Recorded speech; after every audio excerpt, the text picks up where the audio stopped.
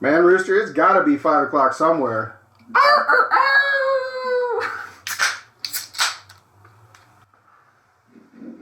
Hey. Let's go. Let's do this. Yes. And we're back. You made it. I got him off guard. You made it. You know. This is that show. We got that refill. Refilled. We left that last episode off just talking about everything in the junk Fucking drawer. seriously though, that's what I was like, I don't think we stuck to a single topic all episode. But I'm getting ready to broach a subject that I know this one is really going to enjoy. Whoa. Talk to me about Starfield. What about it? Talk to me about it. There's been so much shit about it. I don't know. Are we sure we want to dedicate a whole episode to this? We might as well, because it's got my interest. Oh my god, Jesus. There have been I haven't even bought it yet. What? I haven't played it, but I've watched a bunch of people play it. Cole's been grinding it, Jack's been grinding it, and there's been so many mixed reviews, dude. I've been hearing people complain that like it's boring, that not enough happens or whatever as quickly, and I've watched people describe why that is, and then like the whole crafting system behind the ships and everything seems super interesting. I'm definitely ready to play it, but I've been kind of letting it like flush out like the newness of it. Let everybody kind of figure out the ins and outs of the games, and then maybe I can even get it on a sale or something. But Game Pass, you can just download it for free. Yeah. Wow. I mean, they just out of the gate, they're like, get it, right? Like, wow. So that's surprising, actually. But in correlation with that, so Xbox just announced that they got their Gen 2s coming out for the Series X and S. Yeah. And well, they've already done it with the S, right? Because you used to get the S, and it came with 507 gigs. Yeah. And so it had like 316, 318 usable gigs. Exactly. And it's all digital. This is so fucking retarded. They label it as 500 gigabytes, and you can only use 300. Like. But they recently came out with their Black Edition, which is a 1 terabyte drive inside. Gotcha. You can still do the expansions. But it also supports 120 frames per second. Nice. Some of the things that the X did that the S didn't. So I've been eyeballing the shit out of some S's. Just for the simple fact that I've basically converted all the inventory into a digital format anyways. And everybody's like, oh, well, it takes so much time to re-download a game and this and that. I'm like, whatever. Because by the time you boot up your Xbox, like, if you know you're going to play later that day, you boot up your Xbox. You can get it done in a day. Yeah, you boot up your Xbox. You select the game you want to play that evening. Yeah. It's downloaded when you get home. Yeah. You're ready to go. It's not an inconvenience. People make it sound like, you're waiting for your grandchild to grow up. See, I mean, if it were me, with our old Wi-Fi, it would be, though. Like, at the 1-2 megabytes a second, for a 100 gig game, it took like 2 or 3 days. telegrams came in faster than that shit. But if you're living with proper common technology, speaking of that, have you seen this Starlink we got set up? I don't know if you saw it when we pulled in, the big satellite strap to the roof. No. When you pull out, look at the roof over Tegan's room, and you'll see a fucking massive satellite strap to it now. We're using Elon Musk. He got us the Wi-Fi. Now I hear it's killer service. It's like 50 megs a second, 60 megs a second. It's absurdly good. I hear it's killer service. I'm so fucking excited because it's been awesome. But Starfield intrigues me. I mean, one, I'm a huge Fallout fan. Fallout 4 is like the best game ever created. It's got to be tied for 1 or 2 for me. I mean, and there's so many. That's a game that literally you can't put a timestamp on because you can do so many things. Oh yeah. But Bethesda had been working. The thing that kills me about this is that I appreciate this about game companies. I really do. And I think some of you can say the same thing. Is that they always have something in their back pocket. Yeah. And they've been working on this thing for almost 20 years. Yeah, seriously. And now they use a lot of the same framework they've used in the past. But you can tell it's a Fallout game in and out. Like they utilized a lot of new technology though. Oh, that's cool. Right in there, and especially on the visual side of it, right? Make it crisper and clearer. But what I like about this is that it really is to me like a true RPG game. Yeah. Right? Like you are in total control of what you do. Factions and fucking, And so even Fallout has some restrictions of what you can do because you'd have to choose a path. Yeah. One way or another. One of the 4 or whatever, essentially. Yeah. And this one is similar, but there's options to actually cross over into those other factions and things of that nature. Now, some of the other games that I thought was interesting that they announced again was Rockstar announced that they also have a new Grand Theft coming out. Yeah, GTA 6. And they have another Red Dead coming out. What? Oh yeah. Is it coming? Is it John Marston or what? I guess we don't know yet. We probably have no idea. I don't know. But I'm cow. Okay. That's crazy. I'm in. I'm in. That's wild. I'm not a huge fan of seeing some of these games where it's a pay to win is bullshit. Yeah.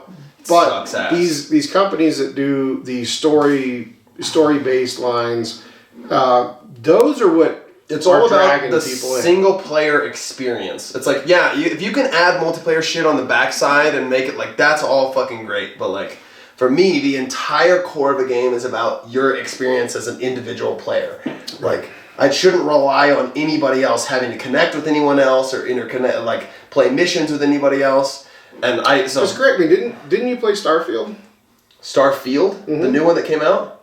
Because there's the new Bethesda game. No. What is the other one? I played a game called Star Citizen. Star Citizen. Yeah, it's a big open. Yeah, it's a big open world space kind of game. Yeah.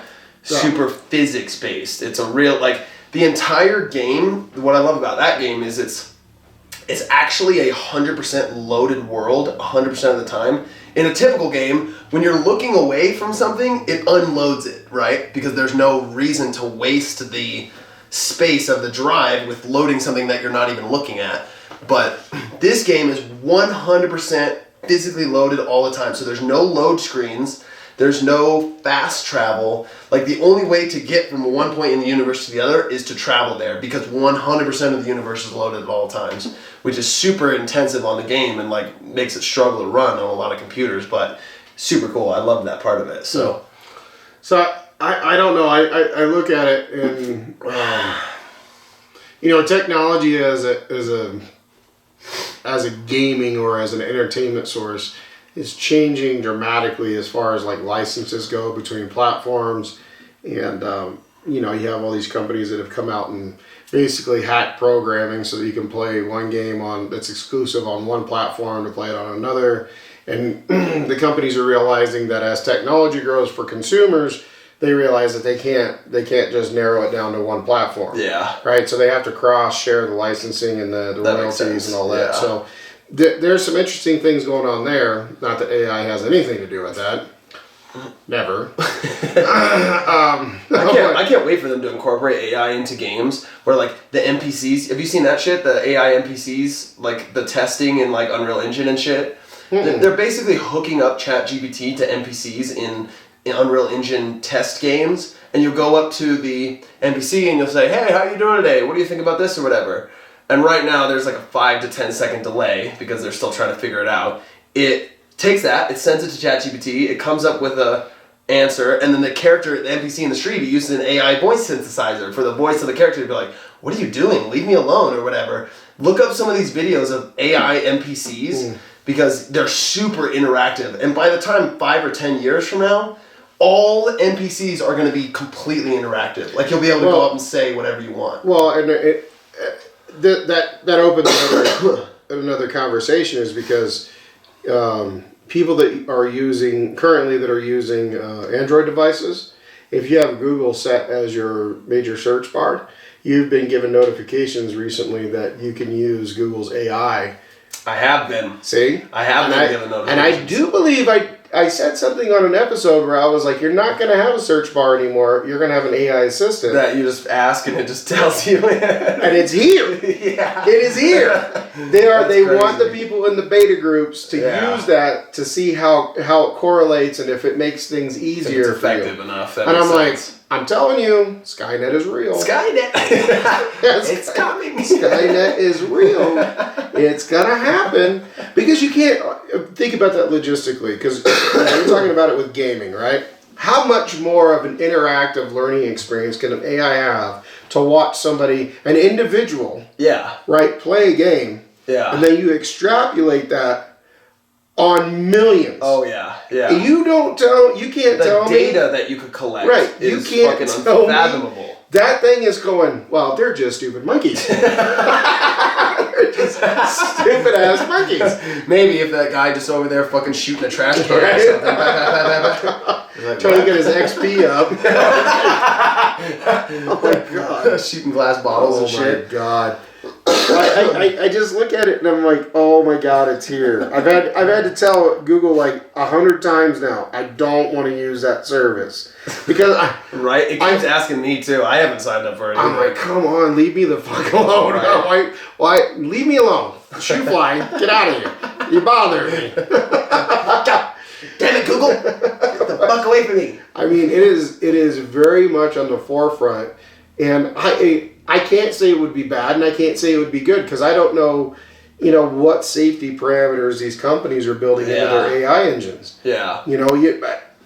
Maybe I'd feel a little better if I knew what that looked like. Yeah. Dude, they don't even know what the fuck that looks like. No, because if it's like a human being, a human being's always looking for the easiest route. And that exactly. Is always looking how to bend it. Yeah, to solve it with the least amount of effort. and as much as I like to admire the human brain, their supercomputers do shit way faster than my little pea brain. Oh yeah. So that's a little scary. Yeah, for sure. That's a little scary. Yeah.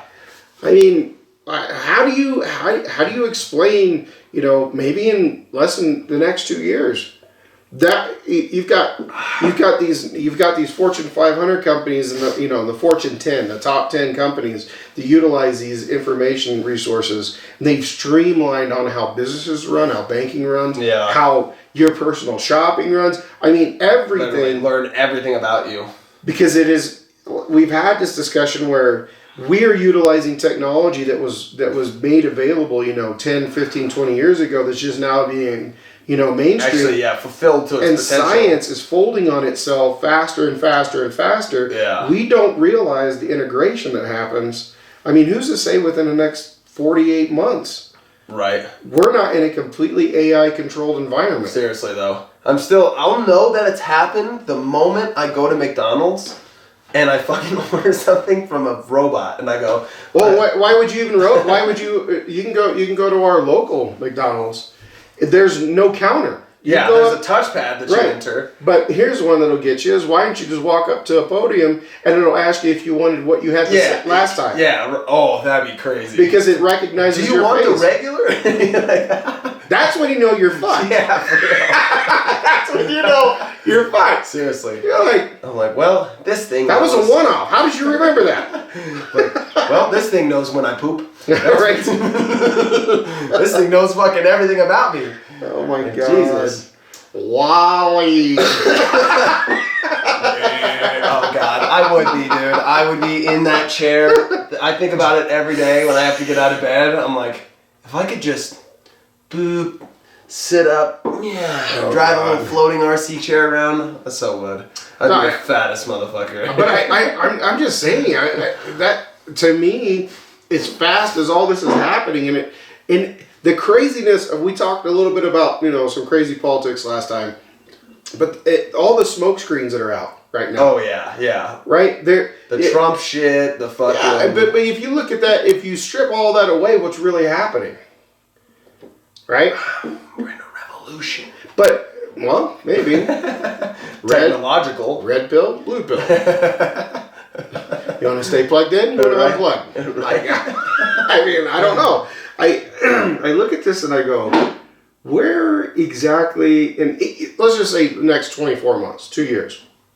What's that look like? We got a major election happening next year, right? We have uncertainty in at least 3 parts of the world right now that are literally a pivot point for us. And what are you talking about? Like, no, I mean different wars and conflicts that are going on. Like Saudi Arabia and like. Well, we got a lot of tension. We got a lot of tension going on with Iran right now. We've got the whole Ukraine thing, the unrest that's going on through multiple countries in Africa.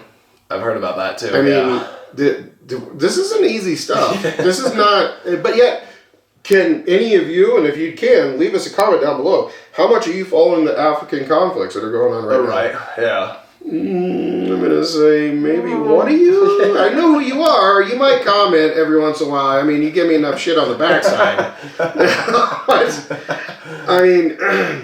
But nobody's paying attention. Yeah. It literally, and I'll be honest, I've become so numb to it, I'm tired of telling people to pay attention. Yeah, right. Take your blinders off, pay attention what's in front of you. Yeah. Right? But the problem is what's shoved in our face is fucking, Logan Paul's Prime Energy drink is fucking going, it's like the most stupid shit ever shoved in our face. Yeah, they're worried about caffeine content when kids are eating Tide Pods. It's like, come on. If you're that much of a separated parent and you don't know that your kid's eating laundry detergent, there's no hope anyways. That's on you. There really isn't. It doesn't exist. It doesn't exist. Oh my God. Jesus. We gotta get a refill. Yep. We will be right back. Don't go anywhere. See you guys soon. That does it for today's video, guys. Thanks for watching. Be sure to leave a like and subscribe to, that show.